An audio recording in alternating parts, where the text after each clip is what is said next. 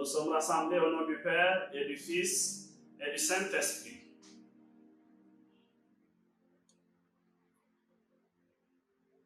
Dieu qui ne change pas et qui ne varie pas. Dieu dont la parole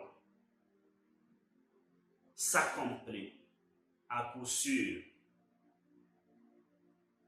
Dieu est Père de notre Seigneur Jésus-Christ, rempli d'amour et de bonté. Nous voulons te bénir et te rendre grâce. Nous voulons te célébrer, t'exalter et te magnifier. Nous voulons nous disposer et t'offrir nos vies une fois de plus. Nous voulons renouveler notre alliance avec toi et te consacrer tout ce que nous sommes,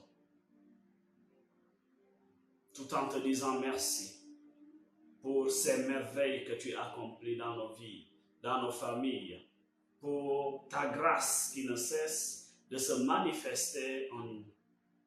Tu es excellent et merveilleux en tout ce que tu fais. Les mots nous manquent pour dire combien tu es grand, combien nous voulons te manifester notre reconnaissance. Alors nous voudrions que tu entendes seulement les battements de nos cœurs qui signifient à chaque instant l'amour que nous avons pour toi. Sois béni et sois glorifié pour ton Fils Jésus-Christ qui a accepté de s'offrir pour nous, qui a accepté d'accomplir le sacrifice le plus parfait, le sacrifice unique qui soit valable à tes yeux, le sacrifice salvatrice, n'est-ce pas, à la croix pour le rachat de nos péchés, pour notre rédemption. Il a versé son sang afin que nous puissions être libérés de la puissance des ténèbres, et par ce sang, nous sommes victorieux devant les forces des ténèbres. Ce sang parle en notre faveur. Ce sang nous justifie, il nous consacre à toi, il nous réconcilie avec toi. Ce sang est le sang de la nouvelle alliance que nous appliquons maintenant dans chaque aspect et domaine de nos vies, que nous appliquons dans les réseaux et dans tous les appareils que nous utilisons pour vivre ces moments de communion, ces moments de prière, ces moments de cœur à cœur. Nous nous ouvrons à toi et nous te laissons toute la place au travers ta présence par le Saint-Esprit, le majestueux Saint-Esprit qui est notre avocat, notre défenseur, notre instructeur, lui qui nous conduit dans la vérité la plus parfaite, lui qui manifeste Jésus-Christ, lui qui fait de nous des héritiers et donc des fils dans le royaume pour la gloire du nom de Jésus. Voilà pourquoi, Saint-Esprit, nous te demandons de nous investir. Et de manière particulière, je voudrais te demander de prendre le contrôle de tout et qu'en moi se taise la chair pour que tu puisses transmettre à ton peuple ce dont il a besoin pour pouvoir, n'est-ce pas, adorer Dieu en esprit et en vérité. Cela signifie pour pouvoir reconnaître en Jésus-Christ le Seigneur et Sauveur, le Messie, le seul qui soit capable de réconcilier l'humanité avec le Père. Amen. Dans le nom de Jésus-Christ, nous avons prié. Amen. Alors, nous allons parler de l'idolâtrie. Nous allons parler de l'idolâtrie. Chose assez sensible et très importante. Nous sommes dans cette mouvance, dans cette série, n'est-ce pas, d'enseignements sur les derniers temps et la repentance. Aujourd'hui, nous allons toucher un point assez essentiel qui se trouve être une ligne, n'est-ce pas, de discorde, un point de discorde dans les familles. par rapport aussi à nos relations avec nos parents, nos anciens parents, qui n'ont pas reçu la révélation pleine de Jésus-Christ. Mais il y aura plus que ça. Ça, il faut qu'on le comprenne. On va parler de choses très importantes par la grâce de Dieu et nous avons besoin de nous disposer pour comprendre cela. Nous venons, n'est-ce pas, le mercredi d'avant, d'un enseignement qui nous a parlé du monde spirituel et qui nous permet d'identifier ce qui vient de Dieu, qui nous permet de savoir que dans le monde spirituel, tous les esprits qui existent ne viennent pas forcément de Dieu et que les esprits qui appartiennent à la milice céleste, au royaume de lumière de Jésus-Christ, ce sont les anges, n'est-ce pas? Les anges, qui sont différents des esprits de l'homme. Alléluia. Il y a les esprits aussi des bienheureux, des hommes qui étaient dans l'amitié avec Dieu et qui ont quitté ce monde. On ne parle pas de ça, n'est-ce pas? Mais il y a les anges, il y a les esprits des saints qui sont dans la gloire de Dieu et que de l'autre côté, n'est-ce pas, il y a ce qu'on appelle les anges qui sont dessus et ce sont des démons. Tout ce qu'on peut appeler djinn, ce qu'on peut appeler, je ne sais pas moi, tous ces noms fantômes, et même il y a ce qu'on appelle des esprits humains. On avait dit que ce sont des hommes qui ont renié Christ jusqu'à la mort, et à leur mort, leur place déjà, c'est la perdition, c'est l'enfer.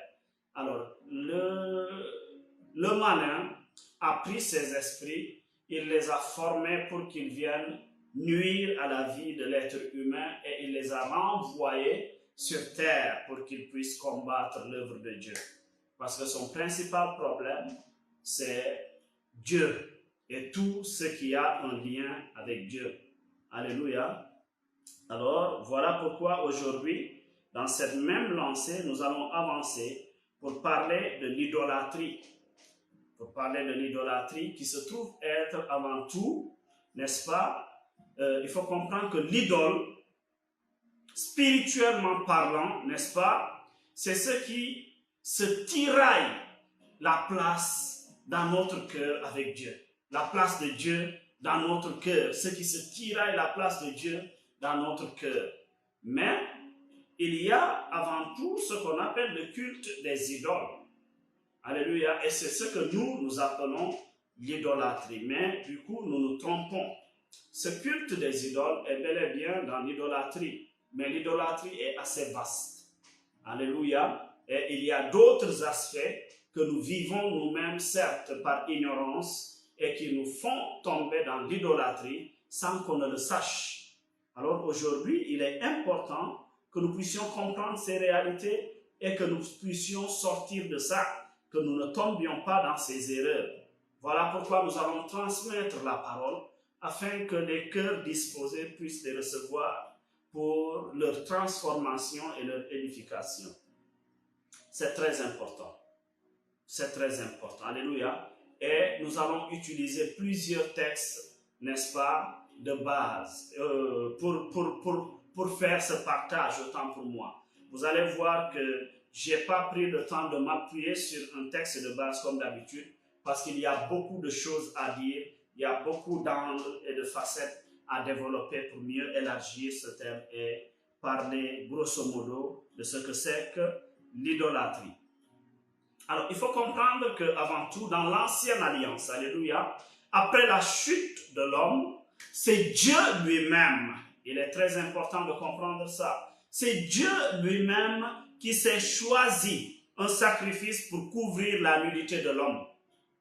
L'homme est parti se cacher. La Bible dit qu'il a pris des feuilles de figue pour se couvrir. Mais Dieu, après, a couvert l'homme d'une peau d'animal, d'une peau de bête. Donc c'est Dieu lui-même qui s'est choisi le sacrifice qu'il fallait pour couvrir la nudité de l'homme. Alléluia, pour préfigurer, n'est-ce pas, ce qu'on appelle le sacrifice de Jésus. Voilà pourquoi il est important de comprendre, de savoir discerner ce qui vient de Dieu. Alors, Romains, le chapitre 12, nous en parle. Ne vous confrontez pas au siècle présent, le verset 2. laissez-vous transformer par le renouvellement de l'intelligence afin de discerner. N'est-ce pas? Nous allons voir ce qui est dit pour mieux comprendre. Parfois, il y a des choses qu'il ne faut pas confondre. Sinon, nous allons croire que nous sommes capables d'aider Dieu ou bien de faire la justice de Dieu. Alors, nous le faisons par ignorance, mais le Seigneur va nous parler aujourd'hui pour nous ramener à la raison, pour nous permettre de mieux comprendre de quoi il s'agit. Alors, Romains 12 dit quoi? Le verset 2. Ne vous laissez pas modeler par le monde actuel, mais laissez-vous transformer par le renouvellement de votre pensée pour pouvoir discerner la volonté de Dieu, ce qui est bon, ce qui plaît à Dieu, ce qui est parfait. Alors tout découle de Dieu pour pouvoir discerner ce qui vient de Dieu, ce que Dieu veut, ce qui peut réjouir le cœur de Dieu. Alors il ne s'agit pas là de ce qui va réjouir notre cœur, ce que nous avons décidé de faire. Il faut toujours voir. La vie chrétienne consiste en quoi? Elle peut se résumer en ceci. Est-ce que ce que je suis en train de faire réjouit le cœur de Dieu? Est-ce que ce que je suis en train de faire plaît au Seigneur? Est-ce que mon ministère réjouit le cœur de Dieu? Est-ce que je suis dans le ministère pour la bonne cause? Il est très important de comprendre ça. Et pour cela, j'insiste sur ce fait. On verra pourquoi je le dis. C'est Dieu qui s'est choisi de sacrifice qu'il fallait pour pouvoir couvrir la nudité de l'homme qui est tombé à cause du péché. Alléluia. Et voilà pourquoi, quand nous allons avancer avec le temps, dans Exode, le chapitre 20, Moïse va recevoir ce qu'on appelle la loi des 10 commandements. Mais la particularité des 10 commandements consiste en ceci. En ce que, n'est-ce pas, Dieu va commencer par parler de sa relation avec l'homme. Alléluia. Dieu va commencer à parler de sa relation avec l'homme. C'est très important. Pourquoi? Parce que souvent dans nos familles, mon père m'a forcé, ma mère m'a fait ceci. Nous devons vivre avec amour et beaucoup de compréhension. Nous devons faire ce qui nous revient, accomplir notre devoir de fils de la manière la plus légale et de la manière la plus parfaite. Alléluia. Mais il ne faut pas oublier que notre Créateur, c'est Dieu. Nous sommes de Jésus-Christ. Et il dit, celui qui préfère son père, sa mère, son épouse, son époux, plus que moi, n'est pas digne de moi. Voilà pourquoi dans les 10 commandements, il va commencer par dire, tu adoreras le Seigneur ton Dieu, lui seul, et tu le serviras. Ensuite, il va parler des hommes. Donc, ce n'est pas l'ancêtre ou bien le parent qui vient d'abord. Ce n'est pas la loi qui est dans la famille, qu'on nous impose dans les familles, qui doit d'abord, n'est-ce pas, être appliquée. C'est d'abord une paix, une réconciliation avec le Père. C'est d'abord réjouir le cœur de Dieu avant d'être en accord avec les hommes. En tout cas, celui qui ne peut pas réjouir le cœur de Dieu ne saurait plaire aussi aux hommes. D'autres me diront que non, attention, est-ce qu'il n'a pas fait erreur? La Bible dit que si tu plais aux hommes, tu ne peux pas plaire à Dieu. Je ne parle pas de ça, je sais bien de quoi je parle. Pour pouvoir être dans la vérité avec tes frères et sœurs, il faut que tu marches selon le plan de Dieu. C'est ce que moi, je suis en train de dire. Et c'est très important.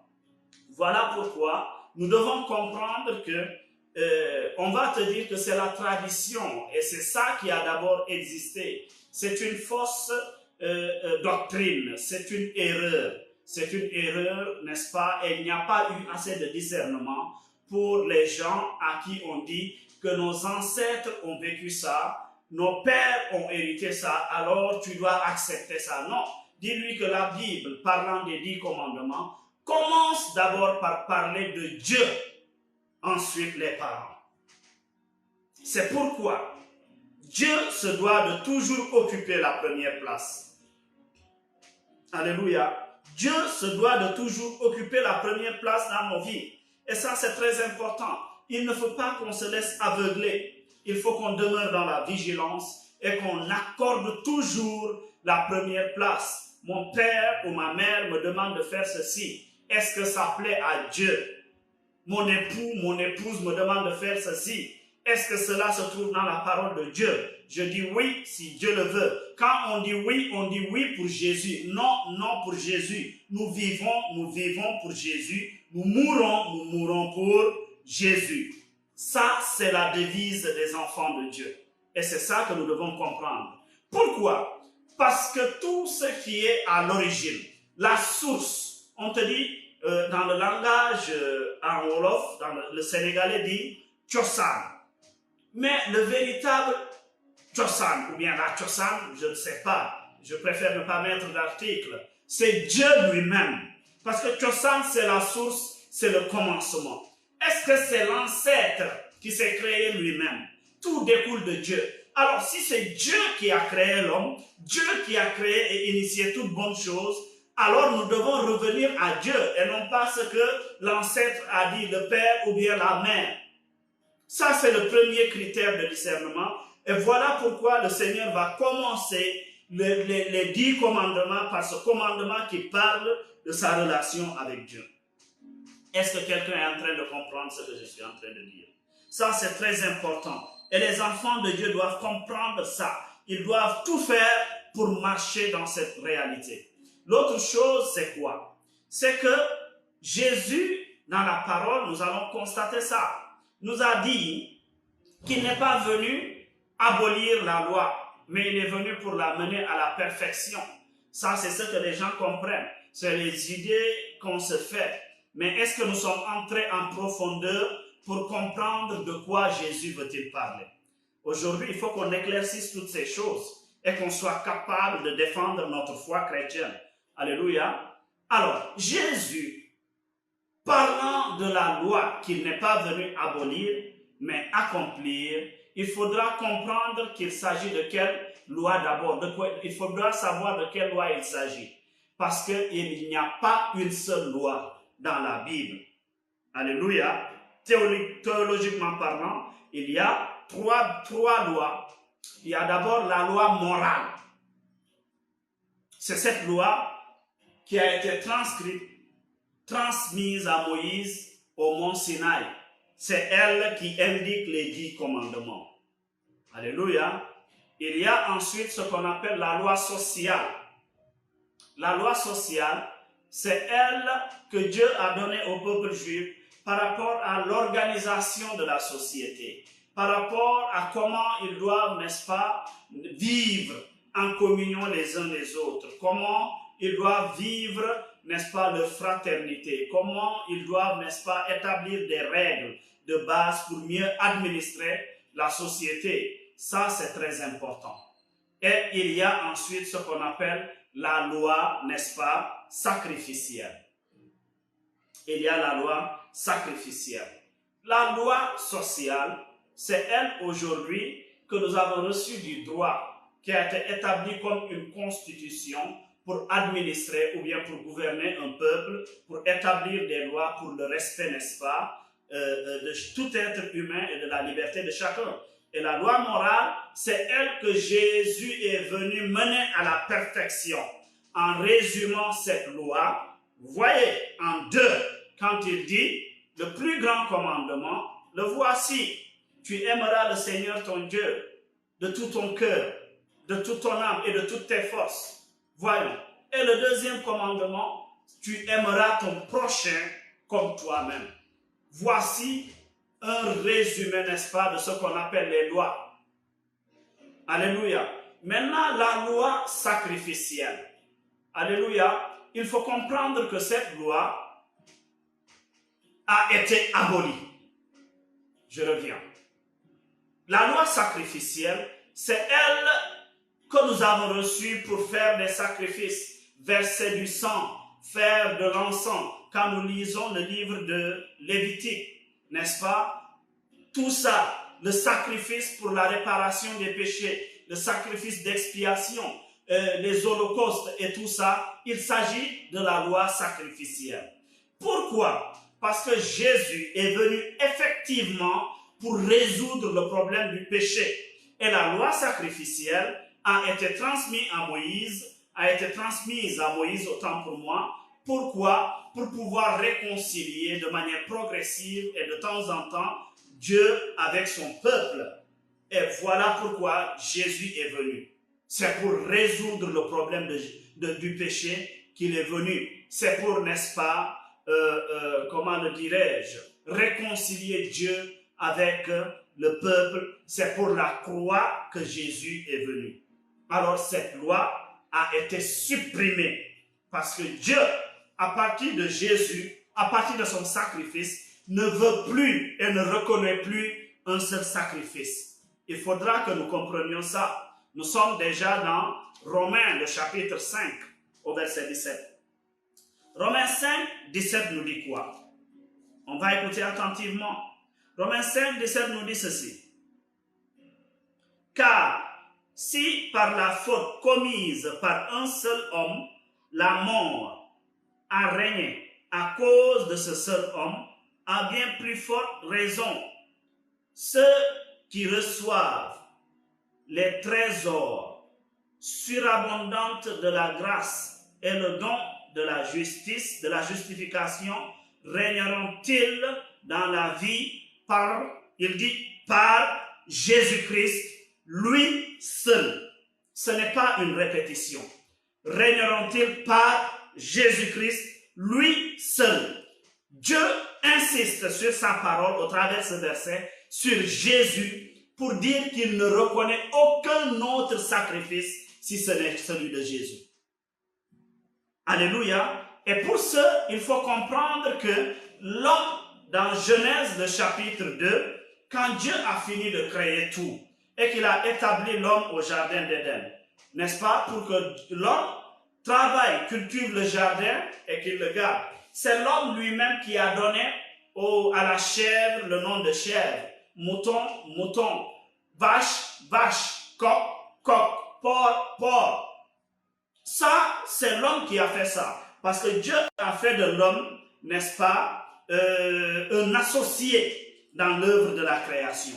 Il faut que nous comprenions ces réalités pour pouvoir être affranchis. C'est très important. Alors, Dieu s'est choisi un sacrifice pour couvrir la nudité de l'homme. Et Dieu a donné à l'homme la liberté de donner un nom à toute, n'est-ce pas, la création. Voilà pourquoi il est important de comprendre ceci, que ces animaux que l'homme lui-même a désignés et donné un nom ne peuvent pas être à l'origine du salut de l'homme. Parce qu'il fallait qu'un plus grand sacrifice se fasse. Alléluia, pour le rachat de tout être humain, pour le salut de tous. C'est très important que nous comprenions ces réalités. Alors, voilà pourquoi Jésus dira à Jean-Baptiste lors du baptême, quand Jean s'est écrié, lui dit, oui, c'est à moi de venir me faire baptiser vers toi. Jésus va le répondre, il lui dit non, laisse faire, afin que s'accomplisse toute justice. Cette justice consiste en quoi? En ce que Jésus est né sans le péché. Jésus n'est pas né de l'union entre un homme avec une femme. Jésus est né pur et saint. Il a pris la condition humaine, excepté le péché. Alléluia. Et ainsi, il a accepté au travers le baptême de Jean-Baptiste d'être la victime qu'il fallait. Parce que quand Jean lui imposait les mains, c'est pour attester au Jourdain que Jésus était la victime. Voilà pourquoi quand il est sorti du Jourdain, n'est-ce pas, il va directement au désert. Et là, il commence sa marche pour, n'est-ce pas, transmettre la parole et préparer ce sacrifice grandiose qu'il va accomplir à la croix. Et c'est important que nous comprenions ça. Nous allons dans Hébreux maintenant, le chapitre 10, que nous allons lire pas à pas pour comprendre toutes ces réalités. Alléluia. Hébreux 10 nous dit quoi? Hébreux 10, pour attester, pour confirmer cette parole que je viens de dire, le verset 9. Il y en a qui vont dire que non, Jésus a dit qu'il est venu, qu'il n'est pas venu abolir. Mais il s'agit de quelle loi? À partir d'aujourd'hui, tu dois être à mesure de dire à cette personne, Jésus n'est pas venu abolir la loi morale ou bien la loi sociale, mais il est venu abolir la loi sacrificielle. Ça doit être très clair et comme un réflexe pour nous chrétiens. il n'y a plus de sacrifice qui soit valable. Quel mois de tour direct, on ne doit plus verser du sang, verser, n'est-ce pas, je ne sais pas, du vin et de l'eau. Quand tu verses vers le bas, n'est-ce pas, Dieu n'est pas là-bas. Il est omniprésent, mais nous disons notre Père qui est aux cieux. Et Dieu n'a pas besoin de ce vin que nous versons tout le temps. Nous nous fatiguons. Alléluia. Hébreux 10, le verset 9 nous dit quoi? Ensuite, il déclare, voici je suis venu pour faire ta volonté. Ainsi, il abolit. Alors, pourquoi dit-on qu'il n'est pas venu abolir? Il s'agit de quelle loi? Il ne faut pas que nous nous laissions berner. Il faut que nous lisions la Bible et que nous comprenions ce qui est dit. Il est venu abolir la loi sacrificielle. Abolir. Dans d'autres versions, comme la version de la Bible économique top, merci, on dit supprimer. Abolir ou supprimer. Alors la Bible dit quoi? Abolir. Abolir le premier état des choses, n'est-ce pas, pour établir le second. Le second état, c'est quoi? C'est son sacrifice. Et c'est pourquoi Romains authentifie que c'est par Jésus-Christ et Jésus-Christ seul que nous recevons l'abondance de la grâce, n'est-ce pas? Alors, voilà pourquoi il faudra comprendre ces réalités et savoir quand Dieu nous parle. Comment expliquer ça? Est-ce que Dieu n'a plus besoin de victimes, de chèvres ou bien d'animaux sacrifiés? Je dirais oui, et Dieu lui-même l'a dit. Nous sommes toujours dans Hébreux, le chapitre 10, nous remontons à partir du verset 5. Nous allons clarifier tout ça aujourd'hui et on va avancer.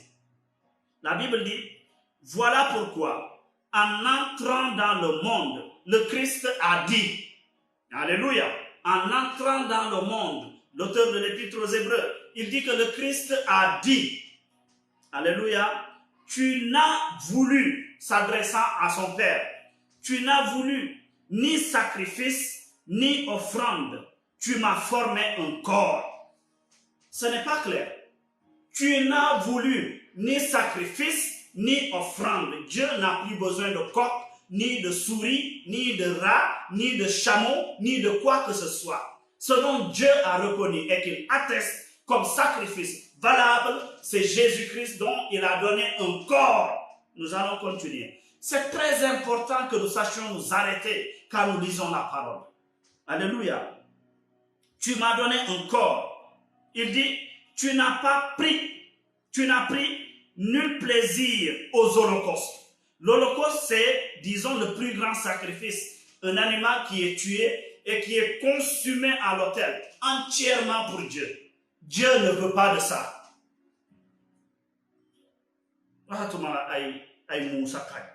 Hein? Holocauste, il ne veut pas. Au sacrifice pour le péché. Tu n'as pris nul plaisir aux holocaustes, au sacrifice pour le péché. C'est clair, frères et sœurs. Je pense que ça doit être clair et limpide. Alléluia, on avance. Le verset 7. Il dit, alors j'ai dit, voici je viens. Dans le rouleau du livre, il est question de moi pour faire, ô Dieu, ta volonté. Pour faire, ô Dieu, ta volonté. Et c'est pourquoi j'ai d'abord lu Romains le chapitre 12 au verset 2. Est-ce que tu reconnais la volonté de Dieu ou est-ce que tu la reconnais? Si ce n'est pas en Jésus, alors tu es en train de t'égarer, mon frère, ma soeur. Afin de discerner quelle est la volonté de Dieu, ce qui lui plaît, ce qui lui est agréable. Voici la réponse à ce passage que j'ai lu. Pour faire, ô Dieu, ta volonté. Il faut qu'on retienne ça. Il faut qu'on retienne ça. Pour faire, ô Dieu, ta volonté. Alors, comment est-ce que nous pouvons trouver ailleurs la volonté de Dieu, hors de Jésus-Christ? Nous allons avancer. Le verset 8 dit comment? Il dit ceci. Il commence ainsi par dire, tu n'as voulu ni sacrifice, ni offrande, ni holocauste, ni sacrifice pour le péché. Tu n'y as pris nul plaisir. Pourtant, ces sacrifices sont offerts conformément à la loi. Vous voyez, ces sacrifices étaient offerts conformément à la loi que lui-même avait dictée. Alors, si maintenant il ne veut plus de ça et qu'il veut un seul sacrifice, celui de son fils à la croix, ça veut dire que la loi sacrificielle a été abolie, supprimée, elle n'est plus d'actualité. Alors, le chrétien qui demeure sous cette loi, puisque la loi ne peut affranchir personne, d'ailleurs, il ne sacrifie pas pour Dieu, mais pour des idoles, nous allons voir ça. Ce chrétien est en train de se condamner lui-même. Alors, il faut qu'on arrête de se tromper. Et nous aussi, enfants de Dieu, qu'on commence à lire la parole pour pouvoir expliquer nos parents, nos frères et sœurs avec beaucoup d'amour et avec beaucoup de douceur et de patience afin qu'ils reviennent. La foi, quand il s'agit de la défendre, il faut être catégorique et radical. Mais nous transmettons le Christ avec amour.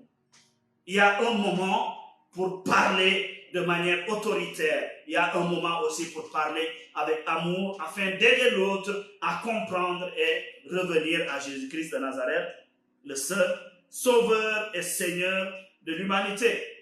Voilà pourquoi nous allons atterrir maintenant pour expliquer tout ça dans 1 Corinthiens, n'est-ce pas, le chapitre 10, à partir du verset 18.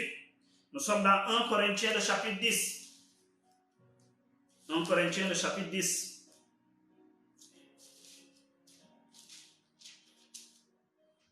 Alléluia. Je lis à partir du verset 18. Il dit ceci. Pensez à ce qui se passe dans le peuple d'Israël. J'entends Israël au sens national. Ceux qui mangent, c'est-à-dire il s'agit de tous, ceux qui font partie de la postérité d'Abraham, selon la promesse, ceux qui ont accepté Jésus-Christ. Alléluia. Alors, il dit quoi? Il dit, ceux qui mangent les victimes offertes en sacrifice, ne sont-ils pas au bénéfice du sacrifice offert sur l'autel? Cela signifie, n'est-ce pas, qu'une viande, parce qu'elle est sacrifiée à une idole, prend une valeur particulière, ou que l'idole ait quelque réalité? Certainement pas.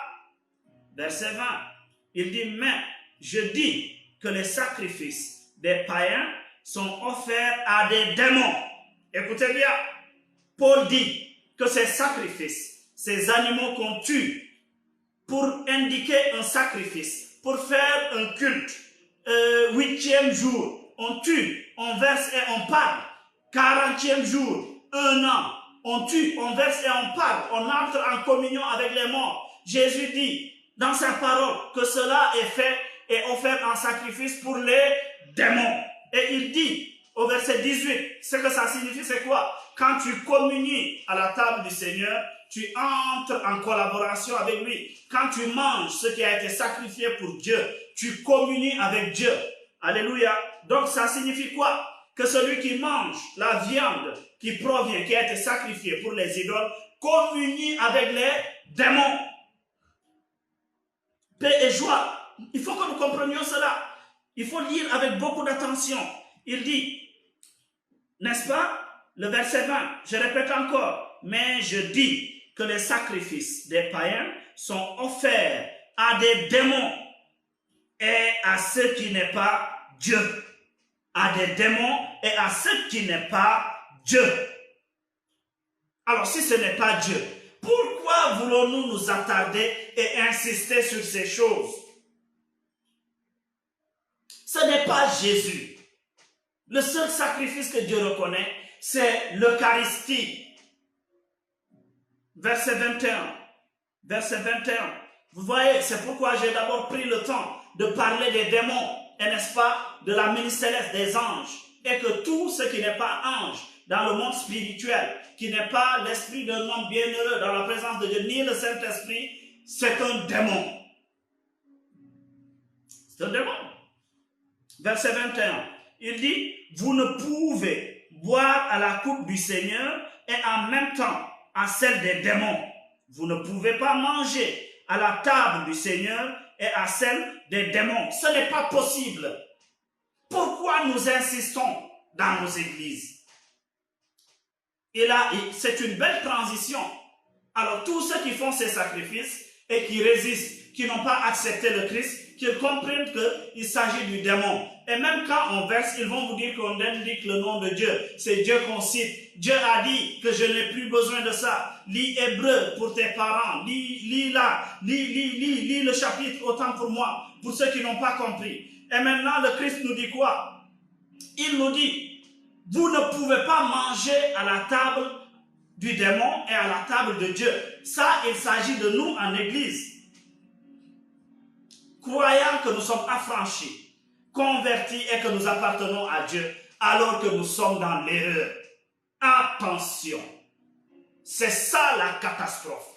Ce que Dieu ne supporte pas, c'est qu'on veuille prendre un démon et on demande à Dieu de s'asseoir pour que nous arrangions le problème.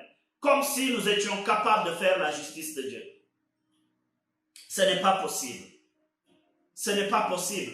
Et dans ce cadre, nous voyons l'idolâtrie dans l'église. Nous-mêmes, nous mettons des gris-gris. Nous-mêmes, nous faisons des bains mystiques.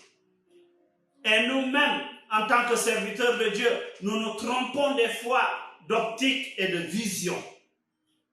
J'ai dit que l'idole, c'est tout ce qui se dispute la place de Dieu dans ton cœur. Quand il s'agit de servir Dieu et que autre chose se présente, un match, je ne sais pas, et que tu es dans le tiraillement, cette chose représente pour toi, n'est-ce pas, une idole. Et tu as besoin d'être affranchi de cela. Nous avons besoin d'être affranchis de cela. Et en nous, Dieu va parler. Dieu ne veut pas que nous demeurions dans la tiédeur. C'est-à-dire, il dit, si tu n'es ni chaud, ni froid, moi le Seigneur, je te vomis. Je te vomis. Je te vomis. Et maintenant, puisque nous sommes capables de tomber sous une autre forme d'idolâtrie, et c'est cette idolâtrie qui fait l'objet des ravages aujourd'hui dans l'Église. C'est de ça que nous allons parler en vérité aujourd'hui. Il s'agit de quoi? Nous allons dans Colossiens, le chapitre 3. Il faut qu'on en parle. Il faut qu'on en parle. Colossiens, le chapitre 3.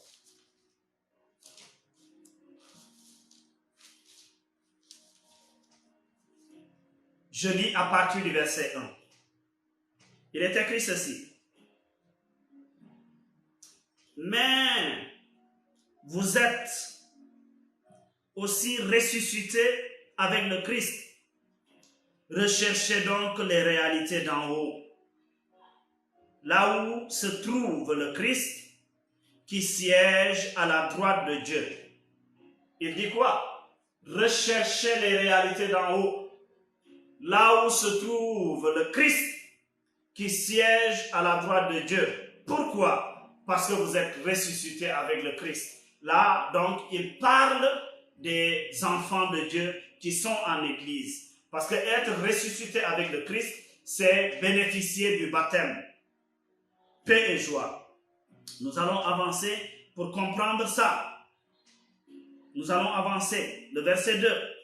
De toute, n'est-ce pas, de toute votre pensée, tendez vers les réalités d'en haut et non vers celles qui appartiennent à la terre. Tendez vers les réalités d'en haut et non vers celles qui appartiennent à la terre. Pour ces réalités, il s'agit de l'argent. L'argent malsain, qui derrière l'argent là est caché un esprit.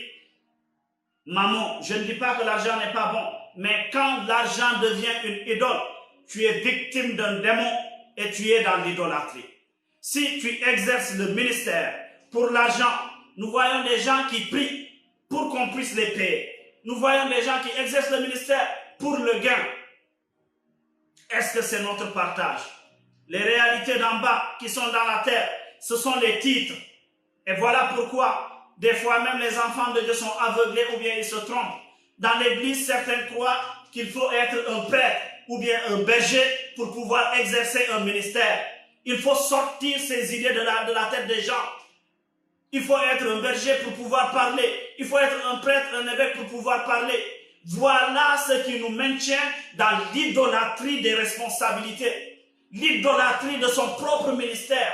Quand le ministère te préoccupe plus, écoutez bien, je pèse mes mots. Si le service que tu dois rendre, si le fait que tu sois vu en train de prêcher, empiétine ta communion avec Dieu, ta relation avec les hommes, alors que tu n'es pas sur le droit chemin, tu es idolâtre. Tu es idolâtre de ton ministère. Ce que j'ai décidé, c'est ce que je vais faire. Moi, je suis là pour prêcher, point. Tu n'écoutes pas Dieu. D'ailleurs, tu n'as plus le temps, n'est-ce pas, d'être en communion avec Dieu. Ou bien si tu es en communion avec Dieu, c'est pourquoi? C'est pour recevoir sa puissance. La Bible dit, cherchez d'abord Dieu, sa présence, avant de chercher sa main.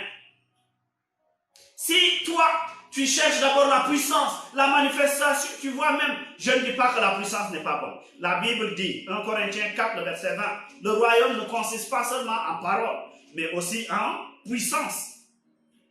Mais si toi, tu ne pries que pour la puissance, tu ne te consacres que pour la puissance et les bénédictions, tu es dans l'idolâtrie, mon frère, ma soeur.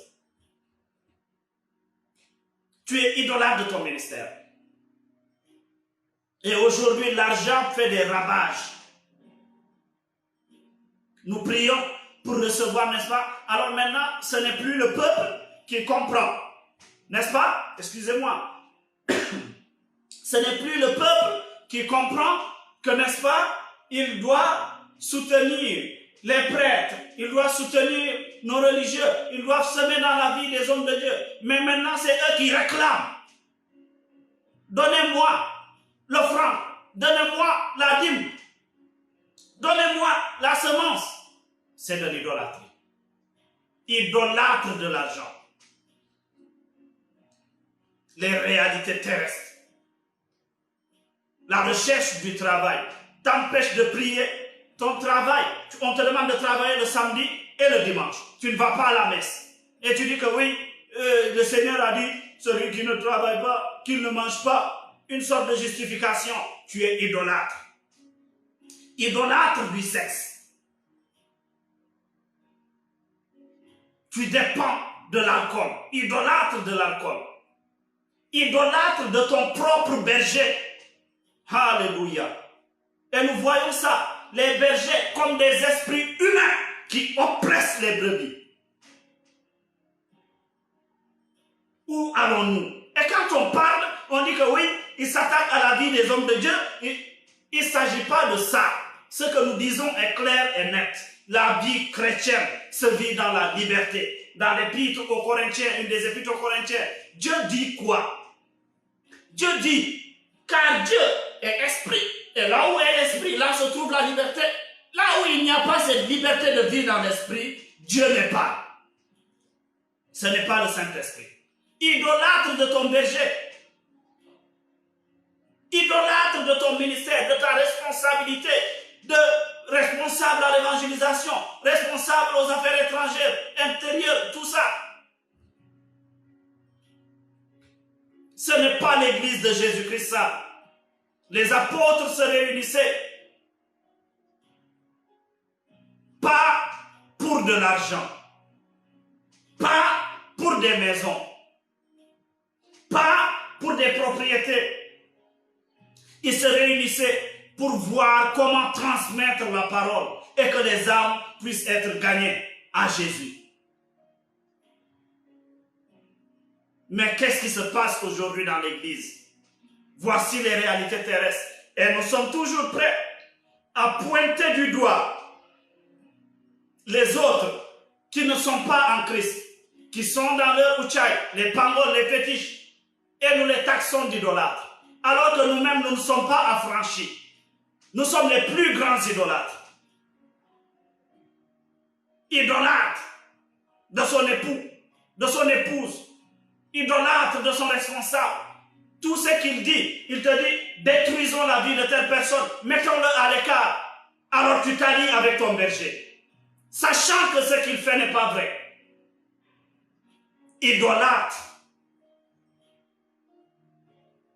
Idolâtre de ton ministère jusqu'au point où tu ne veux pas qu'il y ait quelqu'un qui exerce le ministère, qu'on ne parle que de toi, que ce soit toi qui exerces le ministère. Tu es idolâtre. Tu es idolâtre. C'est Dieu qui s'est choisi des gens et qui les a établis. Il faut que nous sachions descendre, n'est-ce pas, à un niveau d'obéissance et d'humilité assez important pour vivre en communion les uns les autres. L'obéissance se vit par rapport au Saint-Esprit. Alors tout ce que le Saint-Esprit nous propose dans la parole, essayons de vivre ça le maximum possible. L'humilité, c'est de reconnaître que tout vient de Dieu. Et que quand je reçois une responsabilité, c'est pour mettre ça au service des hommes.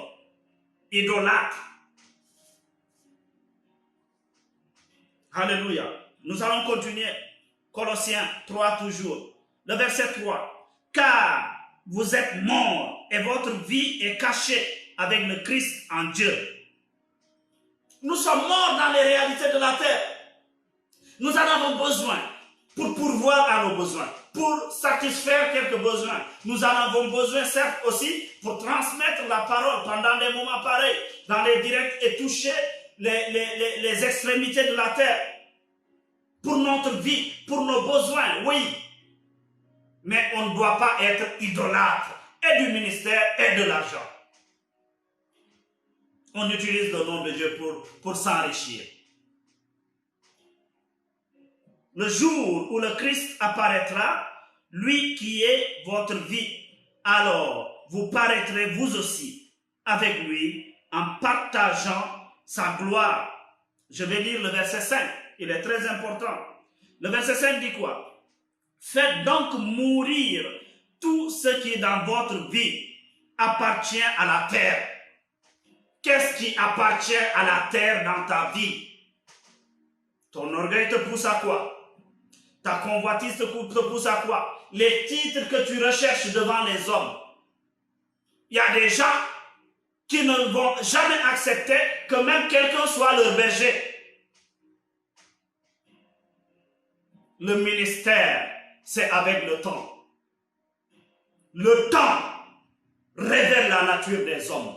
Et nous exerçons, nous prêchons, mais nous allons vivre encore. Et dans l'avenir, nous aurons à répondre à tout ce que nous avons eu à prêcher. Le monde est là comme témoin. Tout le monde nous observe. Je ne parle pas seulement des prédicateurs, de tous les enfants de Dieu et les responsables d'église. Aujourd'hui, je suis le responsable diocésain à l'évangélisation. Je prêche, j'ai le temps, n'est-ce pas? Je vais aux assemblées. Attendons demain qu'on dise que je n'ai plus de responsabilité dans l'église pour voir si j'aurai le même dévouement pour servir Dieu. C'est là qu'on saura si ces réalités que je vivais sont terrestres ou bien cela venait du Saint-Esprit. Pourquoi? Parce que tout ce qui vient de Dieu triomphe du monde. Jésus revient. Arrêtons ces petites disputes en église. La discorde à cause des responsabilités dans le renouveau charismatique ou dans l'église. Des querelles, des confrontations, des jugements, accusations. Est-ce que tu sais ce qui anime l'autre? Si l'œuvre que la personne fait, il fait cela pour que des âmes soient péchées, gagnées à Jésus-Christ. Si Jésus est glorifié, quel est ton problème dans tout ça? Tu veux te trouver un peuple que tu maintiens comme dans une prison, va mourir à la croix et dis-les que je vais mourir pour vous, alors ils t'adoreront. Il faut qu'on se respecte en église. C'est au prix de son sang qu'il s'est acquis ce peuple. Et il est Dieu. Il ne va pas quitter son trône de gloire pour que nous venons salir cette œuvre. Il faut que nous demeurons éveillés. Faisons attention à ce que nous faisons. Qu'est-ce que ton engagement? Je n'y vois aucun intérêt. C'est pas moi qui dirige, alors j'y vais pas. Je ne suis pas responsable, on m'a destitué, alors j'arrête. Quel Jésus tu as servi en vérité? Dieu sonde les cœurs. Tu peux tromper les gens, mais ton propre cœur, tu ne le tromperas pas. Satan, quand tu es avec lui, il le sait. Et Dieu est assez puissant et vigilant pour savoir ce qui t'anime. Attention. Le peuple de Dieu marche comme dans un désordre qu'on ne peut pas expliquer. Les gens se détruisent entre eux. Ne savons-nous pas que quand nous nous nourrissons de la souffrance des autres, quand on les pointe du doigt, quand on les vexe, nous sommes dans la sorcellerie. Quand ce qui fait mal à l'autre réjouit ton cœur, tu es sorcier. Mais quel est le problème des enfants de Dieu? Au lieu que le monde copie sur nous, mais les gens sont capables de renier Jésus-Christ à cause de notre attitude idolâtre. Idolâtre. Et du ministère, et des titres, et de l'argent. Idolâtre des réalités terrestres. Et nous croyons que nous sommes affranchis, nous sommes sauvés. C'est la conscience pure qui authentifie le baptême. Qu'est-ce qui t'anime, mon frère, ma soeur? Qu'est-ce qui t'anime?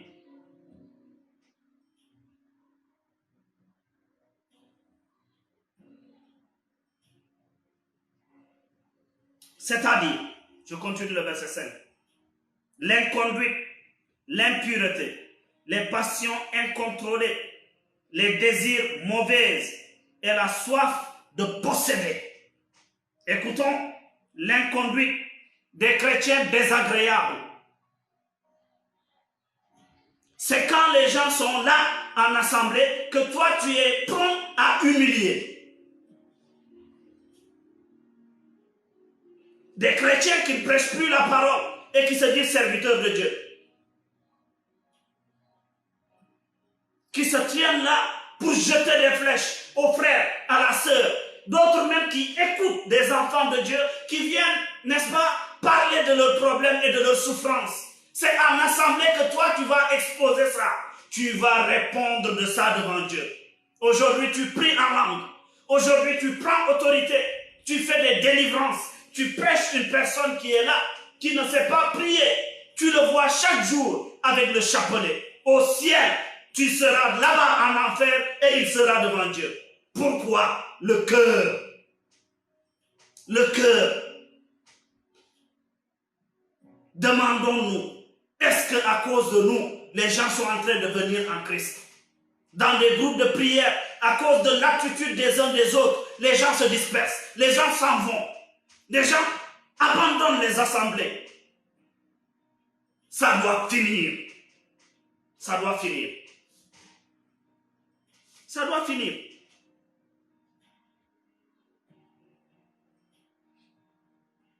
Les passions incontrôlées, les désirs mauvais et la soif de posséder.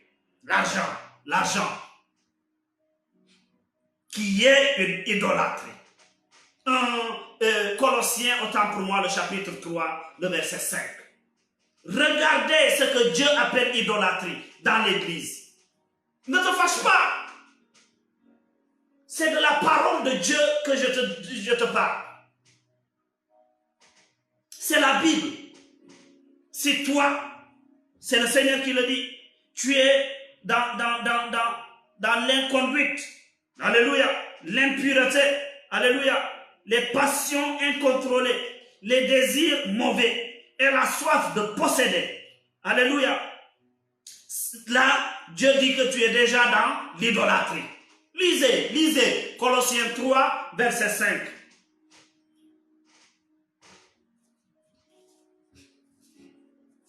le désir de posséder, l'argent, l'argent.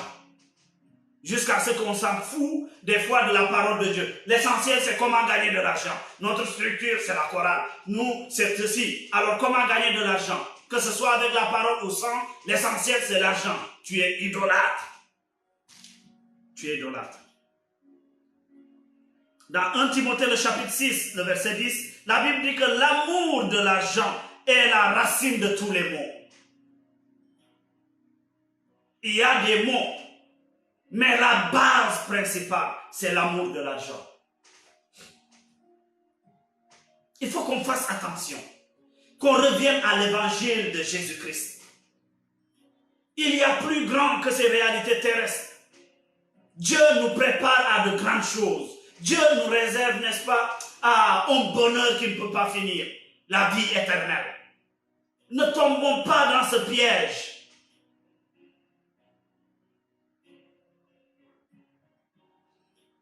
Et à cause de l'argent, Jésus dira dans Matthieu le chapitre 6 au verset 24 qu'on ne peut pas servir 2 maîtres à la fois. Jésus ne se partage pas une place dans le cœur. Soit il y est, soit il descend et tu cèdes la place à un autre. Soit maintenant c'est toi-même ou bien c'est le démon. Alors nous croyons que, puisque ce n'est pas un démon, alors je suis sauvé. Assis-toi sur le trône de ton cœur. À cause de ton orgueil, tu es perdu. Il faut qu'on commence à accepter la parole de Dieu et à se plier pour comprendre. Les chrétiens sont idolâtres. Philippiens. Et ceux qui taxent, oui, ils ont des idoles, ils ont des statues, je ne sais pas. C'est le moment de comprendre. Dieu sonde le cœur. Tout ce qu'on fait là n'a pas de sens. Dieu regarde le cœur et il voudrait qu'on revienne à lui. Philippiens 3, verset 19. Il est écrit. Ils finiront par se perdre. Ils ont pour Dieu leur ventre. Écoutez bien. C'est-à-dire ceux qui vont manger. Quand ils parlent du ventre, c'est ce qui satisfait la chair. Ils ont pour Dieu. Si tu tais des choses pour satisfaire ta chair, pour satisfaire ta colère, pour avoir des moments de plaisir pendant que l'autre souffre, tu es idolâtre et tu finiras par te perdre. C'est le moment de revenir. Je vais continuer la lecture. Ils finiront par se perdre. Ils ont pour Dieu leur ventre.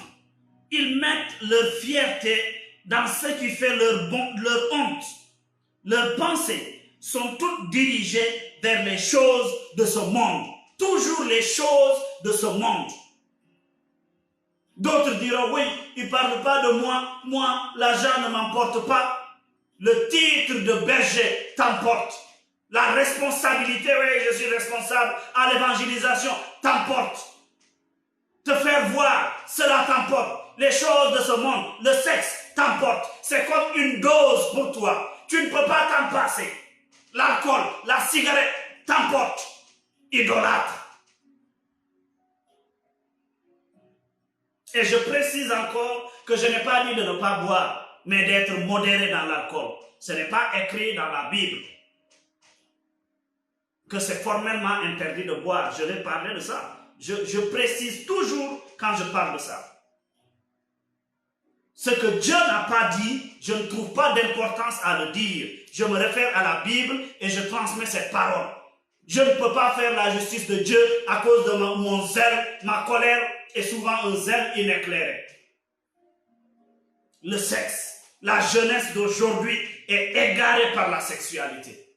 D'autres diront, oui, moi c'est vrai, je fais le péché, mais il ne pénètre pas.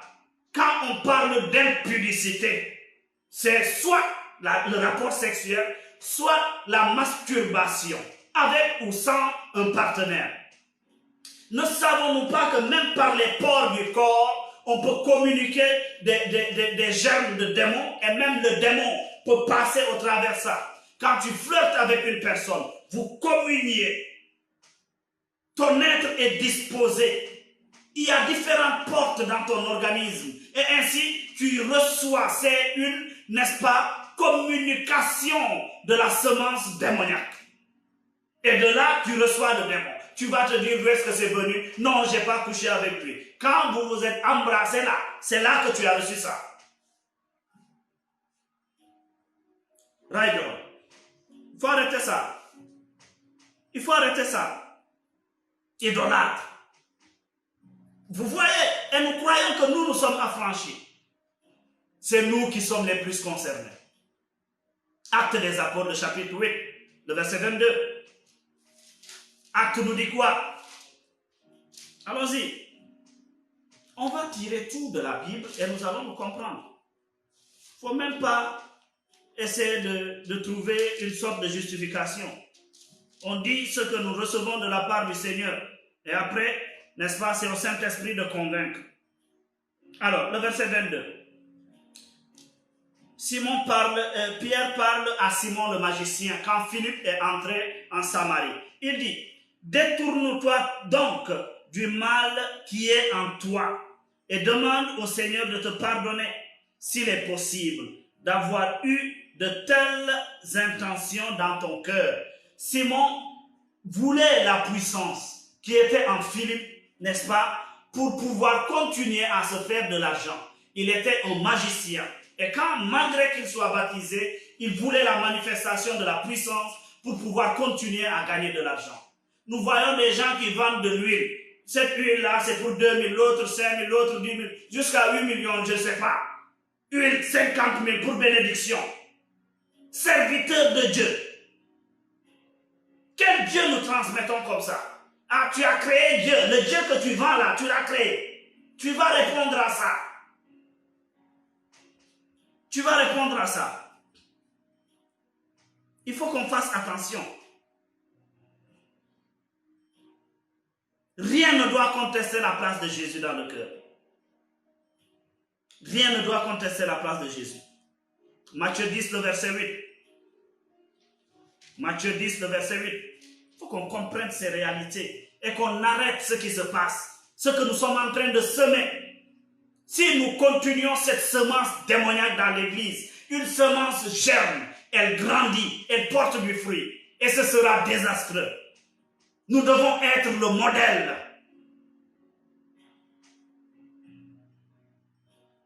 Matthieu 18. Matthieu 18 nous clarifie en nous disant quoi? Vous avez reçu gratuitement. Donnez gratuitement. Ça, c'est l'héritage des serviteurs de Dieu. Gratuitement, tu as reçu. Donne gratuitement. Pourquoi il faut toujours mettre l'argent quand il s'agit de la manifestation des dons, des charismes? Jésus revient. Je pense que ça doit être une chanson pour moi. Jésus revient. Que quelqu'un me cherche une mélodie. Jésus revient. Jésus revient. C'est le moment de revenir à Dieu. Fléchir les genoux. Nous repentir, mon frère, ma soeur, de là où tu es. Alors, si tu sens ce feu qui brûle en toi, si tu sens ce regret, fléchis les genoux et demande au Père de gloire de te pardonner. Nous avons besoin d'avoir une conscience pure pour servir Dieu. Ne savons-nous pas que le monde nous observe, que les hommes qui sont perdus nous prennent pour modèle et que nous sommes tenus de transmettre la vérité de l'évangile? Toi qui persistes dans ton mal, repens-toi. Reviens à Dieu et offre-lui ton cœur. Karabashantalabahai.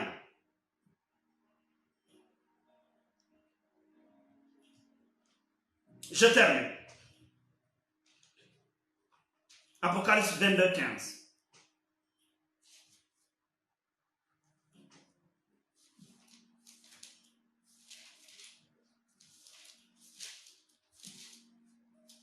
Quand on parle d'idolâtrie, c'est les autres que nous taxons. C'est les autres que nous pointons du doigt. C'est le moment de parler de nous.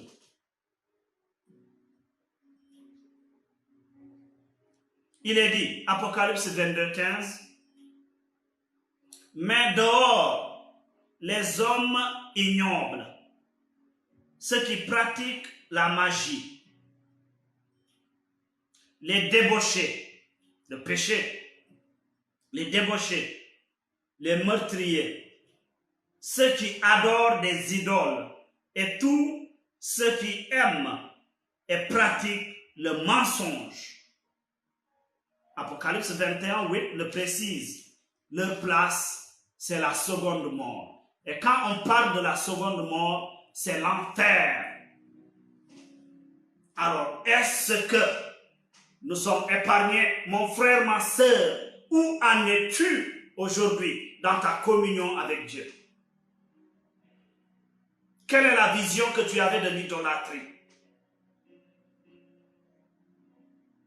Surtout, serviteurs et servantes de Dieu. Ce n'est pas le ministère qui garantit le salut. Alléluia. Nous avons besoin de revenir à Dieu.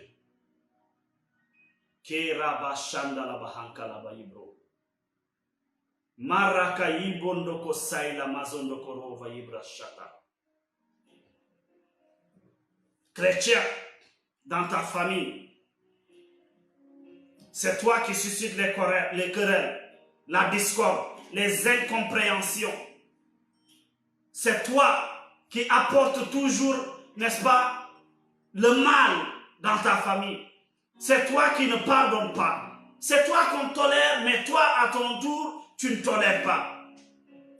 Marabashanda. Quand on te touche, on sait que tu vas te venger. On sait déjà quelle est ta réaction. Quand on te rectifie, on sait déjà que tu vas agir de manière désagréable. Quel témoignage de vie tu rends.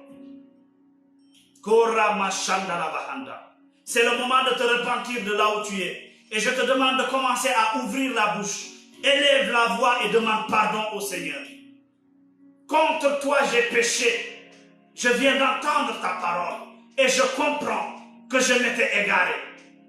Je te prie, ô Dieu, de me débarrasser de l'idolâtrie. Que mon cœur t'appartient. Je voudrais me consacrer à toi, corps, âme et esprit.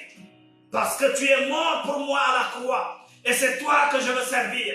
Tu es le seul Dieu digne d'adoration et de louange dans ma vie. Prends la première place dans mon cœur. Il n'y a qu'une seule. Et je voudrais que tu l'occupes. Parce que tu es ma force. Tu es le rocher sur lequel je m'appuie. Les hommes ne me retarderont plus. J'ai les yeux fixés sur ta croix, qui représente le seul et unique autel. Seigneur Jésus, je voudrais t'appartenir toute ma vie. Avec toi par le Saint-Esprit, je vais y parvenir. Je me donne à toi. Je me donne à toi. Ton sacrifice est le seul qui soit valable. Afin que par mon témoignage, ceux qui sont dans l'idolâtrie, ceux qui sont dans le culte des idoles, puissent revenir à toi. Prie dans ton cœur. Prie dans ton cœur. Prie dans ton cœur. Marabashende. Rokotolo. Je vois comme une ligne qui sépare une lumière et des ténèbres. Et des gens sont en train d'être rachetés, boostés par une force surnaturelle qui les arrache des ténèbres vers la lumière. Cela est ton partage. Cela est ton partage au nom de Jésus. Mosanda la bahanda la bakai. Robo sata la bakanda la bayibro sondolobo. Ma sharabakara bayibro sondolobo handa. Serra basata kalaba yibanda kasende rebekai. Makanda kalaba ribro sondolobo kaila. Rebe shata laba yamanda kasende. Ne te dis pas qu'il ne s'agit pas de moi. Dis-toi plutôt que je suis concerné. Même si tu ne vois pas l'erreur. Dis au Seigneur, montre-moi l'idole de ma vie. L'argent, le sexe, l'enfant, l'époux, l'épouse, le travail. Montre-moi l'idole. Le poste de responsabilité, le ministère. Je voudrais voir l'idole. Kebro sandala bahanda. Ribro shatalaba ibro sondolobo kaida manda. Kerama shaila mazanda karova ibro sata. Rekende yarabashia manda kasondolobo handa. Keraba baba sandaka laba ibro sondo kolobo. Rakanda laba shende kalaba ibro sondolobo kaida. Le temps est favorable pour toi d'être transformé. par l'orgueil et la colère qui te fatiguent. Je sens la puissance de Dieu en train de briser les chaînes de l'orgueil, les chaînes de la colère, le refus du pardon. Le Seigneur brise ces chaînes et il te libère. Il te donne un cœur de chair, arrachant ce cœur de pierre. Keraba shataraba. Monsandalaba haïla. Mesatakalaba yibrosondo. Rakatalaba hiraba shiamanda kasoro koyabakai. Oh, merci Seigneur. Merci pour ta grâce. Merci pour ta puissance. Merci Seigneur pour ton esprit qui répand maintenant ton amour dans nos cœurs et qui nous dispose, qui nous aide à pouvoir pardonner et à nous aimer les uns des autres, à pouvoir nous donner à toi avec un cœur qui n'est pas partagé. Car toi tu es saint et tu aimerais un sacrifice parfait. Le seul et unique sacrifice qui soit valable, c'est celui de ton Fils Jésus. Merci. Merci. Merci Seigneur. Kerabashanda. Sois béni et sois glorifié. Seigneur, merci de communiquer toute ta grâce à quiconque suivra ces moments intenses de communion, ces moments de prière.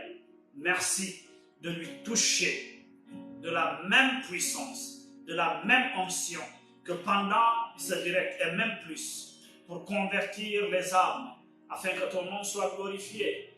Nous te le demandons dans le nom de ton Fils Jésus. Amen. Sois glorifié et sois béni. Que cette grâce, ces grâces que nous avons reçues, ne soient ni falsifiées, ni volées par l'ennemi, mais qu'ils soient scellés dans ton précieux sang jusqu'à l'accomplissement total de toutes choses dans nos vies. Amen. Au nom du Père et du Fils et du Saint-Esprit.